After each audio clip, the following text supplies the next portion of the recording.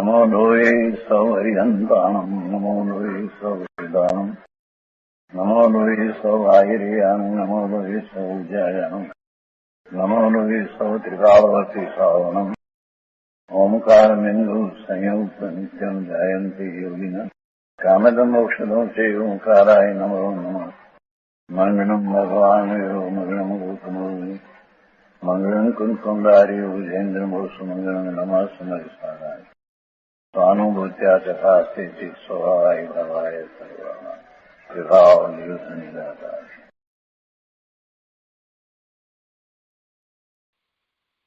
समयसार भगवान कुंकुंदाचार्य रचित समयसार तथा भगवान अमृतचंद्राचार्य रचित आत्मख्याति टीका कलश सहित એનો સ્વાધ્યાય ચાલે છે। એમાં સર્વ વિશુદ્ધ જ્ઞાન અધિકારમાં કળશ 218 સુધી સ્વાધ્યાય કર્યો છે। હવે કહે છે કે અન્ય દ્રવ્યને ગુણ ઉપજાવી શકતું નથી। એક દ્રવ્ય બીજા અન્ય દ્રવ્યને ગુણ ઉપજાવી શકતું નથી એમ હવેની ગાથામાં કહેશે। તેની સૂચનારૂપ કાવ્ય પ્રથમ કહે છે। કુંકુંદાચાર્ય ભગવાન હવે ગાથા 372માં એક દ્રવ્ય બીજા દ્રવ્યને ઉપજાવી શકતું નથી, બીજા દ્રવ્યને ગુણ ઉપજાવી શકતું નથી, એટલે કે બીજા દ્રવ્યની પર્યાયને ઉપજાવી શકતું નથી એ વાત કહેવાના છે। એની સૂચના રૂપે અમૃતચંદ્રાચાર્ય ભગવાન કળશ 219 કહે છે। તો આપણે કળશ 219 લઈએ। રાગ દ્વેષોપાદકમ તત્વદ્રષ્ટયા ન અન્ય દ્રવ્યમ વીક્ષયતે કિંચનપી સર્વદ્રવ્યોત્પત્તિ સ્ત ચકાસ્તિ વ્યક્ત અત્યંતમ સ્વસ્વભાવેન યસ્માત। શ્લોકના અર્થમાં અહીંયા કહે છે કે તત્વ દ્રષ્ટયા રાગ દ્વેષ ઉત્પાદકમ અન્યત દ્રવ્યમ કિંચન અપી ન વિક્ષતે। તત્વદ્રષ્ટિથી જોતા રાગ દ્વેષને ઉપજાવનારું અન્ય દ્રવ્ય જરાય દેખાતું નથી। યસ્માત સર્વદ્રવ્ય ઉત્પત્તિ સ્વસ્વભાવેન અંત અત્યંતમ વ્યક્તા ચકાસ્તિ। કારણ કે સર્વદ્રવ્યોની ઉત્પત્તિ પોતાના સ્વભાવથી જ થતી અંતરંગમાં અત્યંત પ્રગટ પ્રકાશે છે। તત્વદ્રષ્ટિથી જોતા રાગ દ્વેષને ઉપજાવનારું બીજું અન્ય દ્રવ્ય જરાય દેખાતું નથી। રાગ દ્વેષ જીવને થાય છે ત્યારે એમાં એ રાગ દ્વેષ ઉપજાવનારું બીજું અન્ય દ્રવ્ય જરાય દેખાતું નથી। કારણ કે સર્વ દ્રવ્યોની ઉત્પત્તિ પોતાના સ્વભાવથી જ થતી અંતરંગમાં અત્યંત પ્રગટ પ્રકાશે છે। ભાવાર્થમાં પંડિતજી સમજાવે છે કે રાગ દ્વેષ ચેતનના જ પરિણામ છે। અન્ય દ્રવ્ય આત્માને રાગ દ્વેષ ઉપજાવી શકતું નથી। રાગ દ્વેષ જીવના જ પરિણામ છે, એટલે એવા જીવના પરિણામને બીજું અન્ય દ્રવ્ય ઉપજાવી શકતું નથી। જીવની આવી પર્યાય જીવને પોતાના કારણે થાય છે, એમાં બીજું દ્રવ્ય કાંઈ કરતું નથી। એ વખતે બીજું દ્રવ્ય હોય હાજરમાં એમ બને, અને એમ હાજર હોય તેને ઉપચારથી નિમિત્ત કારણ કહેવામાં આવે, પરંતુ વાસ્તવમાં જીવના જે પરિણામ છે અને જીવના એવા રાગ દ્વેષના પરિણામને અન્ય દ્રવ્ય ઉપજાવતું નથી। કારણ કે સર્વ દ્રવ્યોની ઉત્પત્તિ પોતપોતાના સ્વભાવથી જ થાય છે। અન્ય દ્રવ્યો નો સ્વભાવ અને આ દ્રવ્યનો સ્વભાવ એ જુદા છે. એટલે આ દ્રવ્યનું પરિણમન બીજું અન્ય દ્રવ્ય કરાવી શકે નહીં. અન્ય દ્રવ્યના ગુણ પર્યાયોની ઉત્પત્તિ થતી નથી. સર્વ દ્રવ્યોની ઉત્પત્તિ પોતપોતાના સ્વભાવથી જ થાય છે. પોતાનામાં રહેલા ગુણોને કારણે એનો પોતાનો જે સ્વભાવ છે એમ એનું પરિણમન થાય છે. અને બીજું જે દ્રવ્ય છે એના ગુણો એમાં રહ્યા છે એટલે એના ગુણો આ પહેલા દ્રવ્યની અંદર ઉત્પન્ન થઈ શકે નહીં. ગુણો એટલે અહીંયા પર્યાય અર્થ કરવાનો છે કે આ એક દ્રવ્ય છે એના પરિણામ એના ગુણોને કારણે એના સ્વભાવવશ જે થાય છે તે થાય છે. તો એની અંદર બીજું અન્ય દ્રવ્ય કે જે પોતે પોતાના સ્વભાવે પરિણમી રહ્યું છે તેના સ્વભાવે આ પહેલા દ્રવ્યને પરિણમાવે એમ શક્ય નથી. બીજું દ્રવ્ય એ પણ પોતે પોતાના સ્વભાવે પરિણમી રહ્યું છે. એના પરિણામ એના ગુણોને કારણે જે થાય છે તે થાય છે. તો પછી આ પહેલા દ્રવ્યની અંદર જો બીજું દ્રવ્ય કાંઈ પણ કરી શકતું હોય તો બીજા દ્રવ્યનો સ્વભાવ એ પહેલા દ્રવ્યના પરિણામમાં વ્યક્ત થવો જોઈએ, પણ એવું તો થતું નથી. એટલે સિદ્ધાંત એ રહ્યો કે એક દ્રવ્ય બીજા દ્રવ્યના પરિણામ કરી શકે નહીં, કરાવી શકે નહીં. તેથી જીવના પરિણામ રાગ દ્વેષના પરિણામ છે એ ચેતનના જ પરિણામ છે અને એ અન્ય દ્રવ્ય આત્માને એવા રાગ દ્વેષના પરિણામ કરાવી શકતું નથી. હવે આ કળશ ઉપર પૂજ્ય ગુરુદેવ કાનજી સ્વામીએ જે વિસ્તાર કર્યો છે તે લઈએ. પ્રવચન રત્નાકર ભાગ 9મો, પાના નંબર 424, કળશ 219, શ્લોકાર્થ ઉપરનું પ્રવચન. ગુરુદેવ કહે છે કે જુઓ શું કહે છે કે તત્વદ્રષ્ટિથી અર્થાત વસ્તુના સ્વભાવની દ્રષ્ટિથી જોતા રાગ દ્વેષને ઉપજાવનારું અન્ય દ્રવ્ય જરાય દેખાતું નથી. જ્ઞાન સ્વરૂપ ભગવાન આત્મા છે, તેને જડ કર્મ વિકાર જરાય ઉપજાવી શકતું નથી. ભગવાન આત્મા જ્ઞાન સ્વરૂપ છે, એને કોઈ જડ કર્મ વિકાર ઉપજાવી શકતું નથી. વિકાર કર્મને લઈને થાય છે એમ કોઈ માને એ તો એનું મૂંડપણું છે, એ મિથ્યાત્વ છે. આત્માને જે પુણ્ય પાપના અને રાગ દ્વેષના ભાવ ઉત્પન્ન થાય છે તે કહે છે પરદ્રવ્યથી બિલકુલ ઉપજતા નથી. શુભાશુભ ભાવ થાય છે, રાગ દ્વેષના પરિણામ થાય છે, એ પરદ્રવ્યથી બિલકુલ થતા નથી. જળ કર્મથી રાગ દ્વેષ આદિ ઉપજે છે એમ 3 કાળમાં નથી. જ્યારે રાગ દ્વેષના પરિણામ બીજા અન્ય દ્રવ્યને કારણે જીવમાં થયા હોય એમ ભૂતકાળમાં બન્યું નથી, વર્તમાનમાં બનતું નથી અને ભવિષ્યમાં પણ બને નહીં. જળ કર્મથી રાગ દ્વેષ આદિ ઉપજે એમ 3 કાળમાં છે નહીં. વર્તમાનમાં જૈનોમાં કોઈ કહેવાતા પંડિતો અને કોઈ ત્યાગીઓ પણ એવી ઊંધી માન્યતા કરે છે. વસ્તુના સાચા સ્વરૂપને સમજ્યા નથી એટલે એવી ઊંધી માન્યતા કરે છે કે કર્મને લઈને જીવને વિકાર થાય છે, એવું તેઓ માને છે. પણ ભાઈ એ દ્રષ્ટિ વિપરીત છે.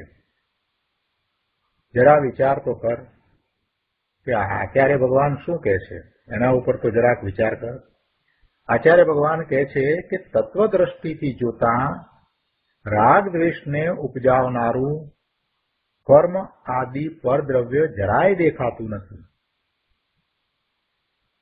પરદ્રવ્ય કર્મ વગેરે નિમિત્ત હોય, પણ રાગ દ્વેષ ઉત્પન્ન થાય છે એ પોતાના અશુદ્ધ ઉપાદાનના કારણે જ જીવને ઉત્પન્ન થાય છે. કર્મનું એમાં કાંઈ કરવાપણું નથી, કર્મનું એમાં કાંઈ કાર્ય નથી. આગળ 425માં પાના ઉપર કહે છે કે જુઓ, સ્ત્રી પ્રત્યેનો રાગ થયો તો તેનું કારણ સ્ત્રી નથી, એ એક ટકોય કારણ નથી. આ પૈસાના કારણે પૈસાની મમતા થઈ છે એમ પણ બિલકુલ નથી. પૈસા છે માટે પૈસાની મમતા થઈ છે એમ જરાય નથી. કોઈએ ગાળ દીધી માટે તેના પ્રત્યે રોષ થયો કે દ્વેષ થયો છે એમ નથી. આ રાગ દ્વેષના પરિણામ થાય છે ને, ક્રોધ માન માયા લોભના પરિણામ જે થાય છે ને, એમાં પેલું પરદ્રવ્ય છે એ કાંઈ કરતું નથી, કે કર્મના ઉદય છે એ કાંઈ કરતું નથી. એટલે ગુરુદેવે ઉદાહરણ આપીને સમજાવ્યું કે ભાઈ, સ્ત્રી પ્રત્યેનો રાગ થયો તેનું કારણ સ્ત્રી નથી, અને પૈસા પ્રત્યે મમતા થઈ એનું કારણ પૈસા નથી. કે કોઈએ ગાળ દીધી માટે તેના પ્રત્યે રોષ થયો કે દ્વેષ થયો એમ નથી.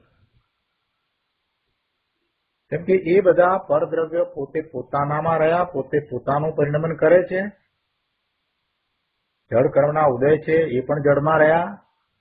એમાં આ જીવને શું? ગુરુદેવ કહે છે કે એમાં ભાઈ તારે શું? અન્ય દ્રવ્યના અને જળના કારણે જીવને રાગ દ્વેષ થાય એમ જરાય નથી.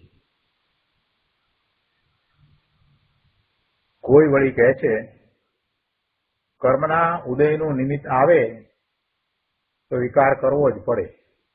આવી પણ કેટલાકની માન્યતા છે કે કર્મનો ઉદય હોય તો પછી વિકાર કરવો જ પડે. અજ્ઞાનીઓને તો આવી વાત અનાદિથી ગળથૂથીમાં મળી છે. શું કહે છે ગુરુદેવ? કે અજ્ઞાનીઓને આવી વાત અનાદિથી ગળથૂથીમાં મળી છે. એટલે બધા જ જીવો જ્યાં સુધી સમ્યક્ત્વ પ્રગટ કરતા નથી ત્યાં સુધી અજ્ઞાની છે, અને બધાને આ વાત પહેલેથી જ છે કે તો અગૃહિત મિથ્યાત્વપણે જીવ લઈને જ આવ્યો છે. શું લઈને આવ્યો છે? આવી ઊંધી માન્યતા. મિથ્યાત્વ આ પ્રકારનું એ લઈને જ આવ્યો છે. અનેક પ્રકારે અગૃહિત મિથ્યાત્વ લઈને આવ્યો છે. એને ટાળવાનો પ્રયત્ન કરવો જોઈએ. એને બદલે વળી પાછો કેટલાક પ્રકારે ઊંધી માન્યતા અને સમર્થન આપી અને ગૃહિત મિથ્યાત્વ કરે છે. ધર્મના નામે ખોટી શ્રદ્ધા કરે, દેવગુરુ શાસ્ત્રની, અને એમ ગૃહિત મિથ્યાત્વ કરે. એને તો અનંતકાળ સુધી ભવભ્રમણ થયા કરશે. ગુરુદેવ કહે છે કે અજ્ઞાનીઓને તો આવી વાત અનાદિ ગળથૂથીમાં જ મળી છે. એવી વાત કે કર્મના ઉદયનું નિમિત્ત આવે તો વિકાર કરવો જ પડે. આવી વાત, ઊંધી વાત. એવું છે જ નહીં. અમે તો પહેલેથી, એટલે વિક્રમ સંવત 1971ની સાલથી કહીએ છીએ કે કર્મ વિકાર કરાવે છે એમ બિલકુલ નથી. કર્મના ઉદય ગમે તે ચાલતા હોય પણ એથી જીવને વિકાર કરવો જ પડે એમ નથી. જીવ વિકાર પોતે પોતાને કારણે કરે છે. કર્મના ઉદય સાથે જોડાઈને પોતે વિકાર કરે છે. કર્મના ઉદય સાથે ન જોડાય અને પોતાના સ્વભાવ ભાવે રહે તો એને કાંઈ વિકાર થાય નહીં. અને આચાર્ય દેવ પણ એમ જ કહે છે કે જળ કર્મ કે તેના ઉદયો કે કોઈ સંયોગો કે પર દ્રવ્યો એ તને વિકાર કરાવે છે એવું અમને જરાય દેખાતું નથી. ગુરુદેવ કરુણા કરીને કહે છે કે પણ ભાઈ શું થાય? તને આવું દેખાય છે એ તારી મિથ્યા ભ્રમરૂપ દ્રષ્ટિ છે કે કર્મનો ઉદય હોય એટલે વિકાર કરવો પડે. એ તારી મિથ્યા ભ્રમરૂપ દ્રષ્ટિ છે. રાગ દ્વેષને ઉપજાવનારું અન્ય દ્રવ્ય જરાય દેખાતું નથી. કેમ કે સર્વ દ્રવ્યોની ઉત્પત્તિ પોતાના સ્વભાવથી જ થતી અંતરંગમાં અત્યંત પ્રગટ પ્રકાશે છે. પ્રત્યેક દ્રવ્યમાં પોતાના સ્વભાવથી જ પર્યાયની ઉત્પત્તિ થાય છે. જીવને રાગ દ્વેષની ઉત્પત્તિ હો કે ધર્મની વિતરાગતાની ઉત્પત્તિ હો, તે પર્યાયની ઉત્પત્તિ તે પર્યાયનો સ્વભાવ છે. અહીંયા સ્વભાવથી જ પર્યાયની ઉત્પત્તિ થાય છે એમ કહ્યું ને, તો એ બંને જાતની પર્યાયને માટે લાગુ પડે છે. ગુરુદેવ કહે છે કે જો રાગ દ્વેષની ઉત્પત્તિ હો એવી પર્યાય થાય કે વિતરાગી પરિણામ થાય, ધર્મની વિતરાગતાની ઉત્પત્તિ હોય એવી પર્યાય થાય, એ પર્યાયની ઉત્પત્તિ તે પર્યાયનો સ્વભાવ છે. એ પર્યાયનો સ્વભાવ છે. સ્વભાવથી જ તે પર્યાયની ઉત્પત્તિ થાય છે. વિકાર થાય છે તે પણ પોતાની સ્વપર્યાયના પોતાના સ્વભાવથી જ થાય છે. કર્મથી પરદ્રવ્યથી બિલકુલ નહીં. અહીં વિકારી પર્યાયને પણ સ્વતંત્ર સિદ્ધ કરી છે. વિકારી પર્યાય થઈ એ પર્યાયનો સ્વભાવ, અને એ સ્વતંત્રપણે થાય છે. એને પરદ્રવ્યની અપેક્ષા નથી, પરદ્રવ્યને કારણે એ થતી નથી. વિકારી પરિણામ જીવને થાય તો એ પણ સ્વતંત્ર રીતે થાય છે. એટલે વિકારી પર્યાયને પણ સ્વતંત્ર અહીંયા તો કહી છે. પંચાસ્તિકાયની ગાથા 62માં કહ્યું કે વિકાર પોતાના સટકારકોથી પોતાની પર્યાયમાં થાય છે. જે પર્યાય થાય છે એ સ્વતંત્ર રીતે થાય છે. એટલે એના બધા કારકો એના પોતાના, 6 કારકો એના પોતાના, સટકારક એના પોતાના, 6 કારક એના પોતાના. એટલે પંચાસ્તિકાયની ગાથા 62માં કહ્યું કે વિકાર પોતાના સટકારકોથી પોતાની પર્યાયમાં થાય છે. તેમાં પરકારકોની કોઈ અપેક્ષા નથી, બીજા અન્ય કારકોની અપેક્ષા નથી. પર્યાયમાં મિથ્યાત્વનો ભાવ થાય છે. તેમાં દર્શન મોહનીય કર્મનો ઉદય કારણ નથી, કેમ કે પરકારકની તો એને અપેક્ષા જ નથી. દર્શન મોહનીય કર્મ છે એનો ઉદય છે, માટે મિથ્યાત્વનો ભાવ પર્યાયમાં છે એમ કહેવું એ તો વ્યવહાર નહીંનું કથન છે. દર્શન મોહનીય કર્મનો ઉદય છે એટલે આને મિથ્યાત્વ છે એમ કહેવું એ વ્યવહાર નહીંનું કથન છે. કેમ કે દર્શન મોહનીય કર્મનો ઉદય આને નિમિત્ત કહેવાય, પણ વાસ્તવમાં તો એ મિથ્યાત્વના પરિણામ જીવને પોતાથી થાય છે. અને જો એવું ન હોત તો કોઈ જીવ સમ્યક્ત્વ પ્રગટ કરી શકે જ નહીં. દર્શન મોહનીય કર્મનો ઉદય એ કારણ અને જીવની અંદર મિથ્યાત્વ થાય એ એનું કાર્ય એમ બિલકુલ નથી. પર્યાયમાં મિથ્યાત્વનો ભાવ થાય છે, તેમાં દર્શન મોહનીય કર્મનો ઉદય કારણ નથી. વિષય વાસનાના ભાવ થાય તે વેદ કર્મના ઉદયના કારણે થાય છે એમ નથી. તથા પર્યાયમાં ક્રોધ આદિ ભાવ ઉપજે તે ચારિત્ર મોહના ઉદયના કારણે ઉપજે છે એમ નથી. પર્યાયમાં આ ક્રોધ, માન, માયા, લોભ એવા રાગ દ્વેષના પરિણામ થાય છે તે ચારિત્ર મોહનીય કર્મના ઉદયને કારણે થાય છે એમ બિલકુલ નથી. પણ નિમિત્ત નૈમિત્તિક સંબંધ એવો હોય, પણ કર્તા કર્મ સંબંધ એવો નથી.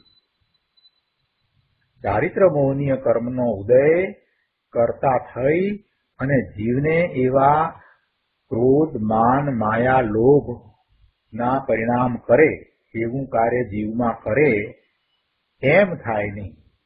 કેમ કે ચારિત્ર મોહનીય કર્મ જુદું અને જીવ જુદો. છતાં પણ એ પરિણામ જીવને થાય છે, તો તે વખતે ચારિત્ર મોહનીય કર્મનો ઉદય છે તો એને નિમિત્ત કહેવામાં આવે. પણ એમ નહીં કે ચારિત્ર મોહનીય કર્મના કારણે જીવને એવા રાગ દ્વેષના પરિણામ થાય છે એમ બિલકુલ નથી. કેમ કે સર્વ દ્રવ્યોની પર્યાયની ઉત્પત્તિ પોતાના સ્વભાવથી જ થાય છે, આવી વાત છે. વળી કેટલાક એમ કે છે કે રાગ દ્વેષ જો કર્મથી ન થાય તો તે જીવનો સ્વભાવ થઈ જશે અને તો તે કદીએ મટશે નહીં. કેટલાકની આવી પણ માન્યતા છે. ગુરુદેવ સમજાવે છે કે ભાઈ, રાગ દ્વેષ છે એ કાંઈ જીવનો ત્રિકાળી સ્વભાવ નથી, એ તો પર્યાયનો સ્વભાવ છે. પર્યાયમાં એમ થાય છે.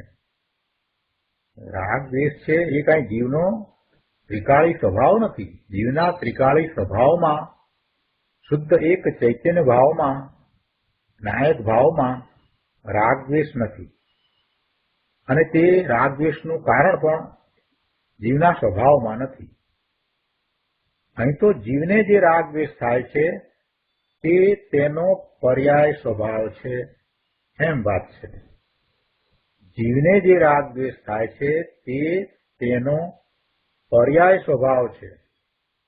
ત્રિકાળી દ્રવ્યની વાત નથી. ત્રિકાળી દ્રવ્યમાં અનંત ગુણ છે અને એનું પરિણમન શુદ્ધ નિર્મળ થાય છે. એમાં એક પણ ગુણ એવો નથી કે જેને કારણે જીવને રાગ દ્વેષના પરિણામ થાય. પણ જીવને જે રાગ દ્વેષ થાય છે તે તેનો પર્યાય સ્વભાવ છે.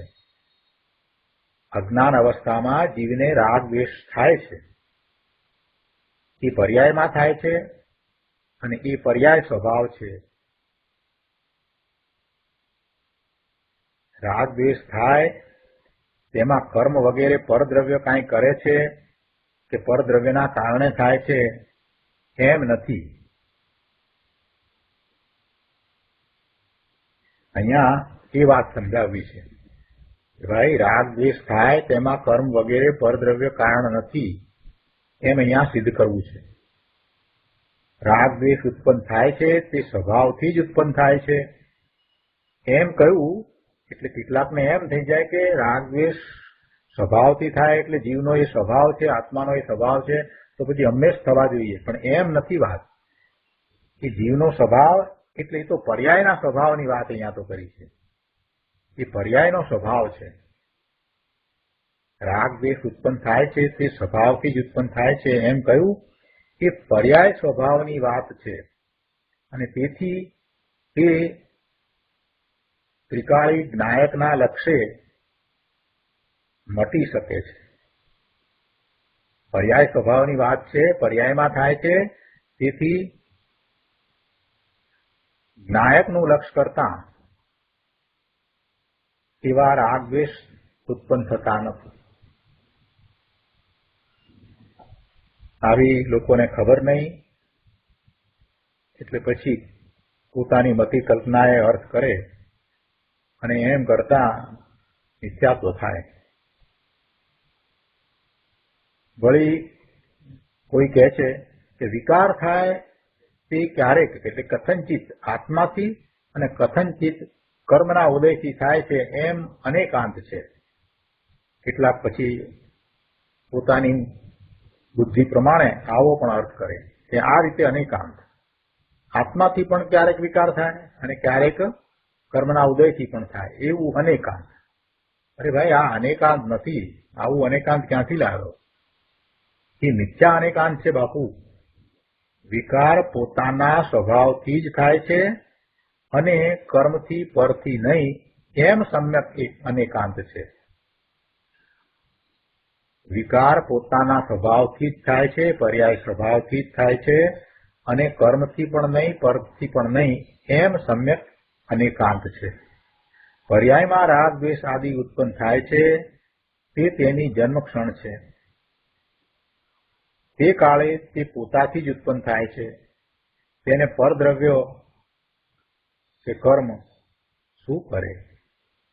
પર્યાય વિકારી હો કે નિર્વિકારી, તે પોતાના સ્વભાવથી જ ઉત્પન્ન થાય છે.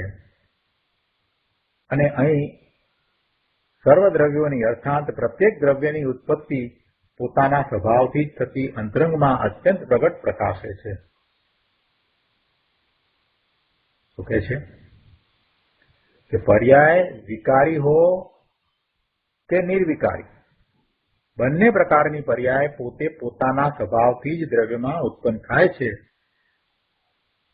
દ્રવ્યમાં ઉત્પન્ન થાય છે અહીંયા શબ્દ મૂક્યા છે એટલે એનો અર્થ કે દ્રવ્યની પર્યાય છે એમ કહેવાનો આશય છે. દ્રવ્યની અંદર મૂળ દ્રવ્યમાં કાંઈ ઉત્પન્ન થતું નથી, એ તો ધ્રુવ છે. અને સર્વ દ્રવ્યોની અર્થાત પ્રત્યેક દ્રવ્યની ઉત્પત્તિ પોતાના સ્વભાવથી જ થતી અંતરંગમાં અત્યંત પ્રગટ પ્રકાશે છે. એટલે કે દ્રવ્યનું પરિણમન, ઉત્પત્તિ એટલે અહીંયા એ કહેવાનો આશય છે. પ્રત્યેક દ્રવ્યનું પરિણમન પોતાના સ્વભાવથી જ થતી અંતરંગમાં અત્યંત પ્રગટ પ્રકાશે છે.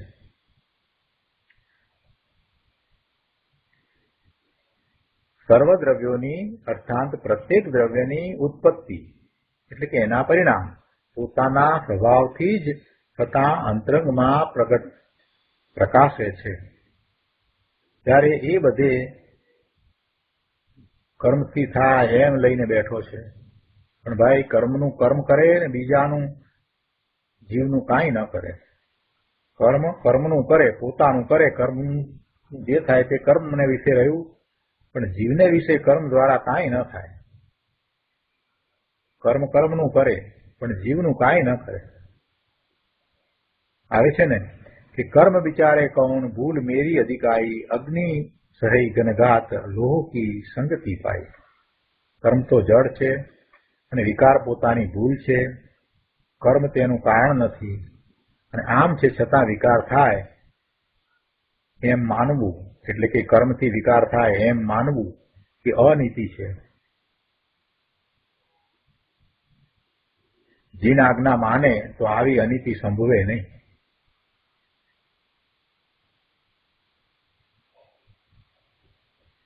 ભાવાર્થ ઉપરના પ્રવચનમાં ગુરુદેવ સમજાવે છે કે રાગ દ્વેષ ચેતનના જ પરિણામ છે. ક્રોધ માન માયા લોભ હિંસા જૂઠ ઇત્યાદિ જે પરિણામ થાય છે તે જીવના જ પરિણામ છે. તે કાંઈ જડના પરિણામ નથી. અર્થાત જડથી કે કર્મથી ઉત્પન્ન થાય એમ નથી. કોઈ બીજું દ્રવ્ય આત્માને રાગ દ્વેષ આદિ ઉપજાવી શકતું જ નથી. કેમ કે સર્વ દ્રવ્યોની ઉત્પત્તિ પોતપોતાના સ્વભાવથી જ થાય છે. હવે આવો સાચો નિર્ણય એ હમણાં નહીં કરે તો પછી ક્યારે કરશે? અત્યારે અવસર છે, અત્યારે બધી અનુકૂળતા છે, એવા નિમિત્ત મળ્યા છે, શાસ્ત્ર મળ્યું છે, ગુરુદેવની વાણી મળી છે, પોતાને સમજ મળી છે, અને ત્યારે પણ જો એ આવો સાચો નિર્ણય નહીં કરે, સત્ય નિર્ણય હમણાં નહીં કરે તો ભાઈ ક્યારે કરીશ? ગુરુદેવ કરુણા કરીને પૂછે છે કે ભાઈ સમય તો વીતી જશે, તારો સમય વીતી જશે, અત્યારે જ તારે આવો સાચો નિર્ણય કરી લેવો જોઈએ કે વિકાર થાય છે તે મારી પોતાની ભૂલ છે. કર્મના ઉદયોની સાથે જોડાતા મને વિકાર થાય છે. મારા ત્રિકાળી દ્રવ્યમાં રાગ દ્વેષના પરિણામ થાય એવું કાંઈ નથી, અને પરદ્રવ્ય પણ મને રાગ દ્વેષના પરિણામ કરાવતું નથી. વિકાર મારો પોતાનો દોષ છે, મારી પોતાની ભૂલ છે, એ મારો અપરાધ છે, એમ બરાબર સત્ય સમજીને પુરુષાર્થ કરવો જોઈએ. પુરુષાર્થ સ્વરૂપના લક્ષ્ય થાય છે, એટલે કે સ્વનું લક્ષ્ય કરતા એવા રાગ દ્વેષ ઉત્પન્ન થતા જ નથી, ત્યાંથી પુરુષાર્થની શરૂઆત થઈ જાય છે. પુરુષાર્થમાં બીજું શું કરવાનું છે? સ્વરૂપનું લક્ષ્ય કરવું, સ્વરૂપને વિશે રમણતા કરવી, એ જ પુરુષાર્થ છે. એમ કરતા રાગ દ્વેષના પરિણામ થતા જ નથી, આશ્રવ થતા નથી, બંધ પડતો નથી. આ તો પુરુષાર્થ છે. આગળ 427 પાના ઉપર કહે છે કે જુઓ, અહીં રાગ દ્વેષ આદિ વિકારને ચેતનના પરિણામ કયા, જીવના પરિણામ કયા? કેમ કે તે ચેતનની પર્યાયમાં થાય છે, જીવની પર્યાયમાં થાય છે. અહીંયા એ રીતે વાત કરી, કેમ કે અહીંયા એ વાત સમજાવવી છે કે એ કર્મના પરિણામ નથી, એ જીવના પરિણામ છે. કર્મ જુદા, જીવ જુદો. પર દ્રવ્યના એ પરિણામ નથી, એ જીવના પરિણામ છે. એમ સમજાવવું છે. એટલે અહીંયા રાગ દ્વેષ આદિને એવા વિકારી પરિણામને ચેતનના પરિણામ કયા, એ ચેતનની પર્યાયમાં થાય છે. હવે શાસ્ત્રમાં બીજે ક્યાંક એમ પણ કહ્યું હોય કે જ્યાં શુદ્ધ સ્વભાવને સિદ્ધ કરવો હોય અને શુદ્ધ સ્વભાવ તરફ દ્રષ્ટિ કરાવવી હોય, દ્રષ્ટિનો વિષય ભગવાન આત્મા ત્રિકાળ શુદ્ધ છે એ વાત કરવી હોય, ત્યારે એમ પણ કહેવામાં આવે કે એ રાગ દ્વેષ છે તે પૂતગલના પરિણામ છે. પણ ત્યાં અપેક્ષા જુદી છે.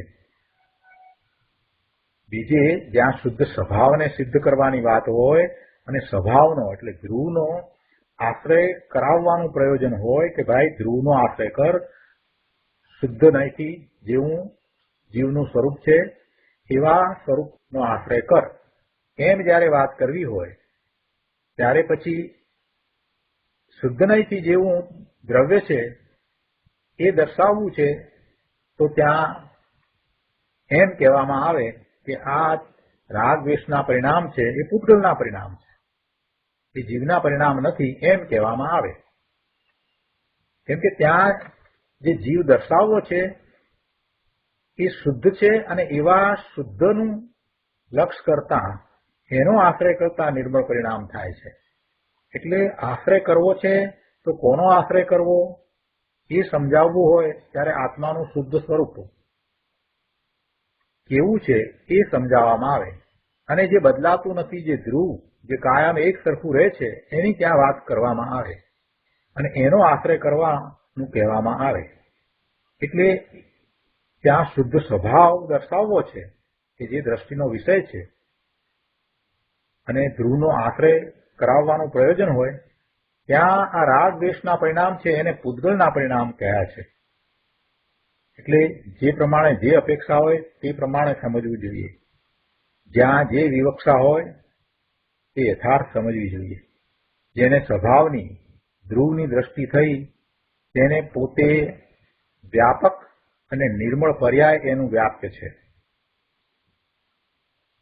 પોતે વ્યાપક અને નિર્મળ પર્યાય એનું વ્યાપ્ય છે.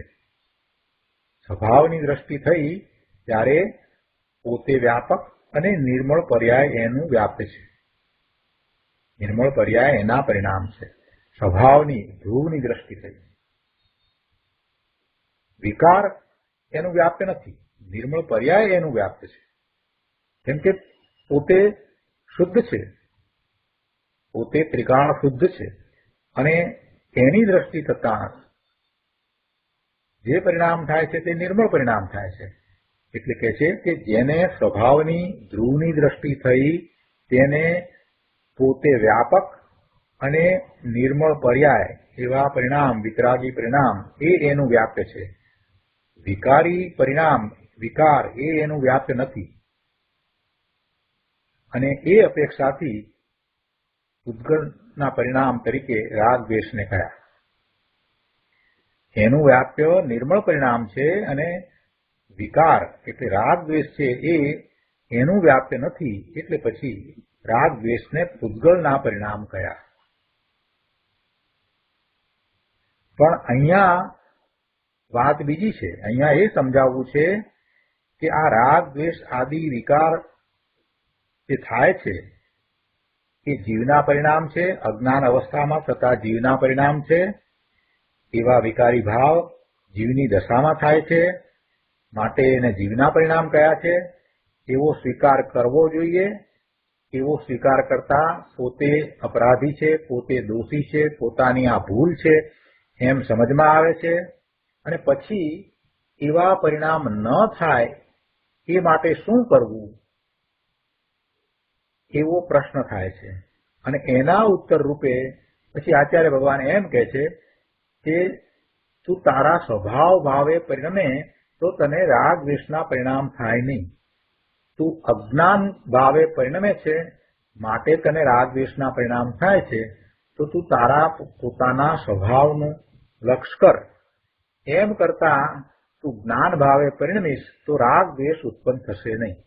હવે પોતાના સ્વભાવનું લક્ષ કરાવવું છે ત્યારે ત્યાં પછી કેવો સ્વભાવ છે, પોતાનું કેવું શુદ્ધ સ્વરૂપ છે એ કહેવામાં આવે ત્યારે એમ કહેવામાં આવે કે તારા શુદ્ધ સ્વરૂપમાં કોઈ પર્યાય છે જ નહીં.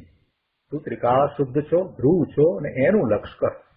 એટલે બંને વાતને જે જગ્યાએ જેમ છે તેમ સમજવી જોઈએ. વિવક્ષા જે રીતે હોય એ રીતે યથાર્થ સમજવી જોઈએ. અહીંયા રાગ દ્વેષ આદિ વિકારના ભાવ જીવની દશામાં થાય છે, માટે જીવના પરિણામ કયા છે. તેઓ જળમાં થતા નથી, જળ દ્રવ્યો તેને નિપજાવતા નથી. કેમ કે અન્ય દ્રવ્યમાં અન્ય દ્રવ્યના ગુણ એટલે કે પર્યાયોની ઉત્પત્તિ થતી નથી. આવી વાત છે. તો આ રીતે આપણે આ કળશ 219 અહીંયા પૂરો કરીએ છીએ. આ સાથે પ્રવચન રત્નાકર ભાગ 9મો પણ પૂરો થાય છે. અને હવે ગાથા 372 મુકુંદાચાર્ય ભગવાન ગાથા 372 કહે છે. અન્ય દ્રવ્યેણ અન્ય દ્રવ્યસ્ય ન ક્રિયતે ગુણ ઉત્પાદઃ તસ્માત તુ સર્વ દ્રવ્યાણી ઉત્પદ્યન્તે સ્વભાવેન. ગુજરાતીમાં ગાથા છે. કો દ્રવ્ય બીજા દ્રવ્યને ઉત્પાદ નહીં, ગુણ ન કરે, તેથી બધા એ દ્રવ્ય નિજ સ્વભાવથી ઉપજે કરે. ગાથાના અર્થમાં કહે છે કે અન્ય દ્રવ્યથી અન્ય દ્રવ્યને ગુણની ઉત્પત્તિ કરી શકાતી નથી. અન્ય દ્રવ્યેણ અન્ય દ્રવ્યસ્ય ગુણ ઉત્પાદ ન ક્રિયતે. અન્ય દ્રવ્યથી અન્ય દ્રવ્યને એટલે કે એક દ્રવ્યથી બીજા દ્રવ્યને, એ બીજા દ્રવ્યથી પહેલા દ્રવ્યને એટલે અન્ય દ્રવ્યથી અન્ય દ્રવ્યને ગુણની ઉત્પત્તિ કરી શકાતી નથી. ગુણ એટલે અહીંયા પર્યાય. તસ્માત તુ સર્વ દ્રવ્યાણી સ્વભાવેન ઉત્પદ્યન્તે. કારણ કે સર્વ દ્રવ્યો પોતપોતાના સ્વભાવથી ઉપજે છે. અન્ય દ્રવ્યથી અન્ય દ્રવ્યને ગુણની ઉત્પત્તિ કરી શકાતી નથી. તેથી એ સિદ્ધાંત છે કે સર્વ દ્રવ્યો પોતપોતાના સ્વભાવથી ઉપજે છે. અમૃતચંદ્રાચાર્ય ભગવાન ટીકામાં સમજાવે છે કે વળી જીવને પરદ્રવ્યો રાગાદિક ઉપજાવે છે એમ શંકા ન કરવી. જીવને પરદ્રવ્ય રાગાદિક ઉપજાવે છે એમ શંકા ન કરવી. પરદ્રવ્ય જીવને રાગાદિક ઉપજાવે એવી શંકા ન કરવી. જીવને રાગાદિક થાય કે પરદ્રવ્ય એને રાગાદિક ઉપજાવે છે એમ શંકા ન કરવી. એમ થતું જ નથી. કારણ કે અન્ય દ્રવ્ય વડે અન્ય દ્રવ્યના ગુણનો ઉત્પાદ કરાવવાની અયોગ્યતા છે. કારણ કે અન્ય દ્રવ્ય વડે અન્ય દ્રવ્યના ગુણનો ઉત્પાદ કરાવવાની યોગ્યતા નથી. એક દ્રવ્ય પાસે બીજા દ્રવ્યના ગુણનો ઉત્પાદ કરાવવાની યોગ્યતા નથી. એક દ્રવ્ય બીજા દ્રવ્યને ઉપજાવે, એની પર્યાયને ઉત્પન્ન કરે એવી યોગ્યતા એનામાં નથી. દરેક દ્રવ્યનું એવું જ છે. દરેક દ્રવ્ય પોતાના પરિણામે થાય, પણ અન્ય દ્રવ્યના પરિણામે થાય નહીં, અન્ય દ્રવ્યને પોતાના પરિણામે કરે નહીં. કેમ કે સર્વ દ્રવ્યોનો સ્વભાવથી જ ઉત્પાદ થાય છે. આ વાત આચાર્ય ભગવાન દ્રષ્ટાંતથી સમજાવે છે. માટી કુંભ ભાવે એટલે કે ઘડા ભાવે ઉપજતી થકી શું કુંભારના સ્વભાવથી ઉપજે છે કે માટીના સ્વભાવથી ઉપજે છે? માટીમાંથી ઘડો થાય છે તો એ ઘડા ભાવે થઈ અથવા કુંભ ભાવે થઈ, એટલે માટીના પરિણામ કુંભ રૂપે થયા. તો કહે છે કે માટી કુંભ ભાવે ઉપજતી થકી શું કુંભારના સ્વભાવથી ઉપજે છે કે માટીના સ્વભાવથી ઉપજે છે? એટલે કે એ ઘડો કુંભ જે થયો એમાં માટીના ગુણો રહેલા છે કે કુંભારના ગુણો રહેલા છે?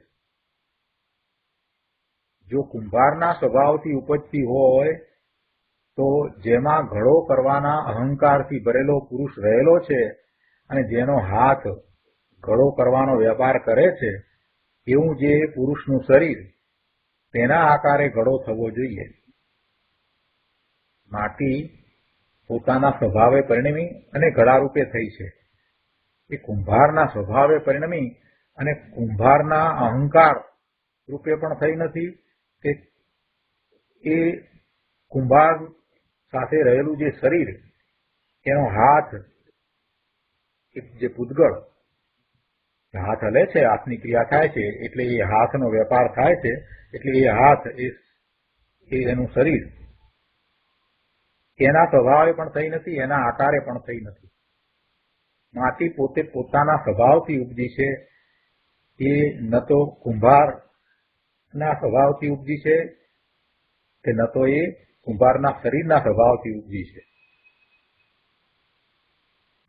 જો કુંભારના સ્વભાવથી ઉપજતી હોય તો પછી જેમાં ઘડો કરવાના અહંકારથી ભરેલો પુરુષ રહેલો છે, એટલે એને તો ઘડો કરવાનો અહંકાર અહીંયા એટલા માટે કહ્યો કે જીવ ખરેખર પરનું કાર્ય કરી શકતો નથી અને છતાં એ અંતરમાં એમ અહંકાર રાખીને બેઠો છે કે હું પરના કાર્યો કરું છું, કરી શકું છું,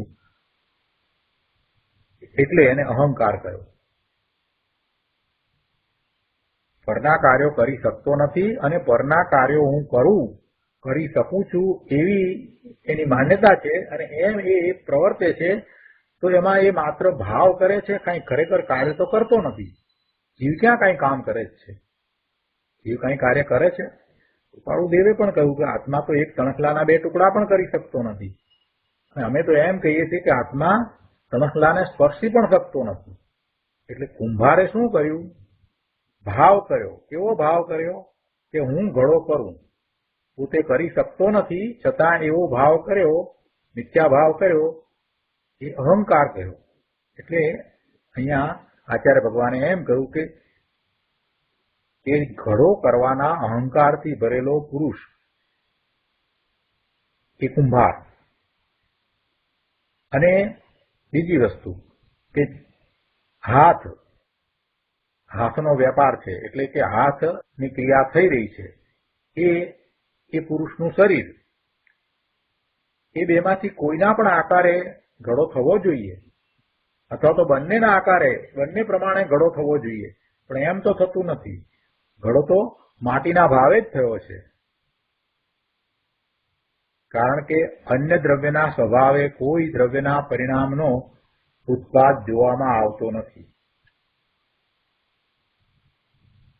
કુંભારના એક પણ ગુણ ઘડામાં આવ્યા નથી, કે કુંભારના શરીરના પણ એક પણ ગુણ ઘડામાં વ્યાપ્યા નથી. ઘડામાં તો માટીના જ ગુણો છે, એટલે એ તો માટીનું જ પરિણામ છે. એ કુંભારનું પરિણામ નથી કે કુંભારના શરીરનું પણ પરિણામ નથી. એક દ્રવ્ય ની અંદર બીજા દ્રવ્યના ગુણો વ્યાપે નહીં.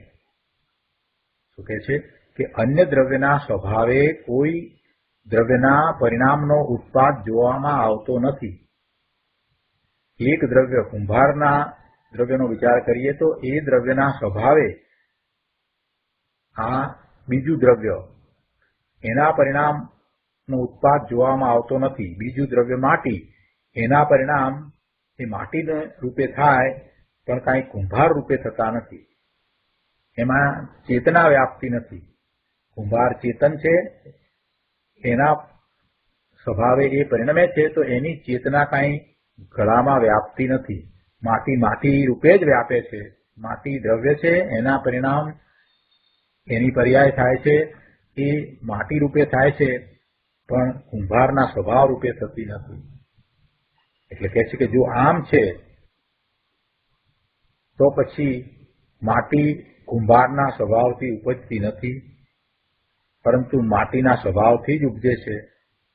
કારણ કે દ્રવ્યના પોતાના સ્વભાવે દ્રવ્યના પરિણમનનો ઉત્પાદ જોવામાં આવે છે, અને આમ હોવાથી માટી પોતાના સ્વભાવને નહીં ઉલ્લંઘતી હોવાને લીધે કુંભાર ઘડાનો ઉત્પાદક છે જ નહીં. માટીના પરિણામ માટી રૂપે જ થયા છે, એટલે કે એ પોતે પોતાના સ્વભાવને ઉલ્લંઘતી નથી. પોતાના સ્વભાવને ઉલ્લંઘીને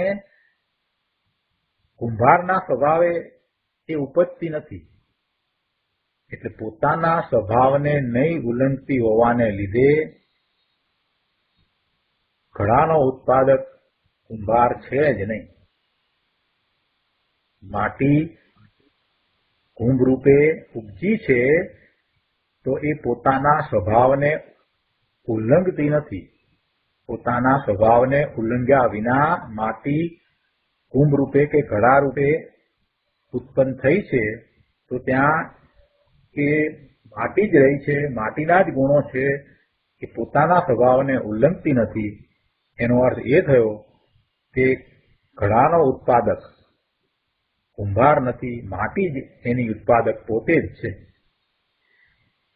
માટી જ કુંભારના સ્વભાવને નહીં સ્પર્શતી થતી, પોતાના સ્વભાવથી કુંભ ભાવે ઘડા ભાવે ઉપજી છે. આ દ્રષ્ટાંત પછી સમજાવે છે કે એવી રીતે બધાય દ્રવ્યો સ્વપરિણામ પર્યાય પોતાનો જેવો સ્વભાવ છે એવા સ્વભાવ પ્રમાણે એ પરિણમે એવા પરિણામ એના થાય. એવી રીતે બધાય દ્રવ્યો સ્વપરિણમન પોતાનું પરિણમન પોતાના સ્વભાવે કરે છે. પોતાનું પરિણમન પોતાનામાં રહેલા ગુણ પ્રમાણે કરે છે, અન્યમાં રહેલા ગુણ પ્રમાણે કરતા નથી. પોતાના પરિણામ ભાવ રૂપે ઉપજતા થકા બધાય દ્રવ્યો પોતાના પરિણામ ભાવ રૂપે ઉપજતા થકા નિમિત્તભૂત અન્ય દ્રવ્યોના સ્વભાવથી ઉપજે છે કે પોતાના સ્વભાવથી ઉપજે છે? પ્રશ્ન કર્યો છે. બધાય દ્રવ્યો સ્વપરિણામ પર્યાયે ઉપજતા થકા, સ્વપરિણામ પર્યાય ઉપજતા થકા એટલે કે પોતાના પરિણામ ભાવ રૂપે ઉપજતા થકા બધા દ્રવ્યો એ પોતાના સ્વભાવથી ઉપજે છે કે પછી નિમિત્તભૂત અન્ય દ્રવ્યોના સ્વભાવથી ઉપજે છે? ઘડો એ માટીનું પરિણામ છે, માટી ઘડા રૂપે ઉપજી છે, એમાં કુંભાર નિમિત્ત છે. એટલે એ માટી પોતાના પરિણામ ઉપજી છે તો પોતાના સ્વભાવથી ઉપજી છે કે નિમિત્ત એવો કુંભાર એના સ્વભાવથી ઉપજી છે? પોતાના સ્વભાવથી ઉપજી છે, નિમિત્તના સ્વભાવથી ઉપજી નથી. એટલે અહીંયા એ વાતને બધા દ્રવ્યો ઉપર લાગુ પાડી અને આચાર્ય ભગવાન સમજાવે છે કે બધાય દ્રવ્યો સ્વપરિણામ પર્યાયે ઉપજતા થકા એ પોતાના સ્વભાવથી ઉપજે છે કે નિમિત્તભૂત અન્ય દ્રવ્યોના સ્વભાવથી ઉપજે છે? જો નિમિત્તભૂત અન્ય દ્રવ્યોના સ્વભાવથી ઉપજતા હોય તો નિમિત્તભૂત અન્ય દ્રવ્યોના આકારે તેમના પરિણામ થવા જોઈએ. નિમિત્તભૂત અન્ય દ્રવ્ય છે, બીજા દ્રવ્ય છે, એના આકારે તેના પરિણામ થવા જોઈએ. પરંતુ એમ તો થતું નથી, કારણ કે અન્ય દ્રવ્યના સ્વભાવે કોઈ દ્રવ્યના પરિણામનો ઉત્પાદ જોવામાં આવતો નથી. સોનું પોતાનામાં રહેલા ગુણોને કારણે એનો જે સ્વભાવ છે એવા ભાવે એ પરિણમે છે, તો એમાંથી સોના રૂપે પર્યાય થાય, સોનારૂપ પરિણામ થાય, કંગન થાય, વીંટી થાય, એવું બધું થાય. પરંતુ એનામાંથી સોના સિવાય બીજા અન્ય રૂપે પરિણમન થાય એમ બને નહીં. સોની જે ચેતન છે, સોનીનો જે સ્વભાવ છે એ ભાવે સોનું પરિણમે નહીં. સોનું સોનાના ભાવે પરિણમે. દરેક દ્રવ્ય પોતે પોતાના ભાવે પરિણમે, પણ એ પરિણામ થાય ત્યારે જે હાજર રહ્યું છે એને જો આપણે નિમિત્ત કહીએ તો એ નિમિત્ત પરદ્રવ્ય છે, અને પરદ્રવ્યના ભાવે એ પરિણમન થાય નહીં. અન્ય દ્રવ્યના સ્વભાવે કોઈ દ્રવ્યના પરિણામનો ઉત્પાદ જોવામાં આવતો નથી. જો આમ છે તો સર્વ દ્રવ્યો નિમિત્તભૂત અન્ય દ્રવ્યોના સ્વભાવથી ઉપજતા નથી, પરંતુ પોતાના સ્વભાવથી જ ઉપજે છે. કારણ કે દ્રવ્યના પોતાના સ્વભાવે દ્રવ્યના પરિણામનો ઉત્પાદ જોવામાં આવે છે. પરિણામ અને પરિણામી એ એક જ દ્રવ્યને વિશે હોય, જુદા જુદા દ્રવ્યને વિશે હોય નહીં. એ વાત આપણે જાણીએ છીએ. કે છે કે આમ હોવાથી સર્વ દ્રવ્યો પોતાના સ્વભાવને નહીં ઉલ્લંઘતા હોવાને લીધે, પોતાના સ્વભાવને નહીં ઉલ્લંઘતા હોવાને લીધે નિમિત્તભૂત અન્ય દ્રવ્યો અર્થાત સર્વ દ્રવ્યોના પરિણામના ઉત્પાદક છે જ નહીં. આ દ્રવ્ય પરિણમે છે તો પોતાના સ્વભાવને ઉલ્લંઘતું નથી, અને એ પોતાના પરિણામ જે થાય છે એમાં નિમિત્તભૂત અન્ય દ્રવ્યોના ભાવે તે ઉપજતું નથી. સર્વ દ્રવ્યો જ નિમિત્તભૂત અન્ય દ્રવ્યોના સ્વભાવને નહીં સ્પર્શતા થતા પોતાના સ્વભાવથી પોતાના પરિણામ ભાવે ઉપજે છે, નિમિત્તના ભાવે ઉપજતા નથી. પોતે પોતાના પરિણામના ઉત્પાદક છે, પણ બીજું અન્ય કોઈ પોતાના પરિણામનું ઉત્પાદક નથી. એવી જ રીતે પોતે અન્યના પરિણામનું ઉત્પાદક નથી. માટે આચાર્યદેવ કહે છે કે જીવને રાગાદિનું ઉત્પાદક અમે પરદ્રવ્યને દેખતા, માનતા, સમજતા નથી કે જેના પર કોપ કરીએ. આચાર્ય ભગવાન કહે છે કે જીવને રાગના પરિણામ થયા, રાગની ઉત્પત્તિ થઈ કે દ્વેષની ઉત્પત્તિ થઈ, તો એનું કારણ પરદ્રવ્યને અમે માનતા નથી. એટલે અમને પરદ્રવ્ય ઉપર કોઈ કોપ થતો નથી. જીવને રાગાદિકનું ઉત્પાદક પરદ્રવ્ય હોય એમ અમે માનતા નથી, તેથી પરદ્રવ્ય ઉપર અમને કોપ થતો નથી. ભાવાર્થમાં પંડિતજી સમજાવે છે કે આત્માને રાગાદિક ઉપજે છે તે પોતાના જ અશુદ્ધ પરિણામ છે. નિશ્ચય નહીંથી વિચારવામાં આવે તો અન્ય દ્રવ્ય રાગાદિકનું ઉપજાવનાર નથી. રાગાદિકનું ઉપજાવનાર બીજું અન્ય દ્રવ્ય નથી. અન્ય દ્રવ્ય માત્ર નિમિત્ત છે.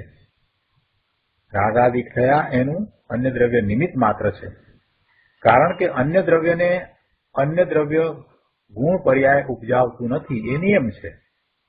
એક દ્રવ્ય બીજા દ્રવ્યને ગુણ પર્યાય ઉપજાવતું નથી, એ નિયમ છે. જેઓ એમ માને છે, એવો એકાંત કરે છે કે પરદ્રવ્ય જ મને રાગાદિક ઉપજાવે છે, તેઓ નય વિભાગને સમજ્યા નથી. એ મિથ્યા દ્રષ્ટિ છે. કોણ મિથ્યા દ્રષ્ટિ છે? કે જેઓ એમ માને છે કે પર દ્રવ્ય જ મને રાગાદિક ઉપજાવે છે, એમ માને છે, તેઓ એકાંત કરે છે કે નયને સમજ્યા વિના એ મિથ્યાત્વને પોષી રહ્યા છે. એ મિથ્યા દ્રષ્ટિ છે. એ રાગાદિક જીવના સત્વમાં ઉપજે છે, એના પરિણામ છે. અને એ વખતે પરદ્રવ્ય છે, હાજર છે, તો એને ઉપચારથી નિમિત્ત કહેવામાં આવે. એ વાત સમ્યક છે, એ વાત બરાબર છે. એ રાગાદિક જીવના સત્વમાં ઉપજે છે, પરદ્રવ્ય ત્યાં છે, તેને નિમિત્ત કહેવામાં આવે છે, પણ નિમિત્ત કાંઈ કરતું નથી એમ માનવું તે સમ્યક જ્ઞાન છે. માટે આચાર્ય મહારાજ કહે છે કે અમે રાગ દ્વેષની ઉત્પત્તિમાં અન્ય દ્રવ્ય જે પર છે, જુદું છે, જે કાંઈ કરતું નથી ને માત્ર નિમિત્ત છે, એના ઉપર શા માટે કોપ કરીએ? કેમ કે રાગ દ્વેષનું ઉપજવું એ તો પોતાનો અપરાધ છે, એમાં પરદ્રવ્યનું કાંઈ કરવું નથી. તો આ રીતે આપણે ગાથા 372 નો અર્થ, ટીકા અને ભાવાર્થ કર્યા છે. હવે આ ગાથા ઉપર પૂજ્ય ગુરુદેવ કાંજી સ્વામીએ જે પ્રવચન આપ્યું છે અને જે વિસ્તાર કર્યો છે એ આપણે આવતા સ્વાધ્યાયમાં લઈશું. આજનો સ્વાધ્યાય અહીંયા સુધી રાખીએ છીએ. હવે સુખધામ બોલીએ. સુખધામ અનંત સુસંત ચરી દિન રાત રહે તદ જ્ઞાનમયી પ્રકાંતિ અનંત સુધામય જે પ્રણમુ પદતે વરતે જયતે પ્રણમુ પદતે વરતે જયતે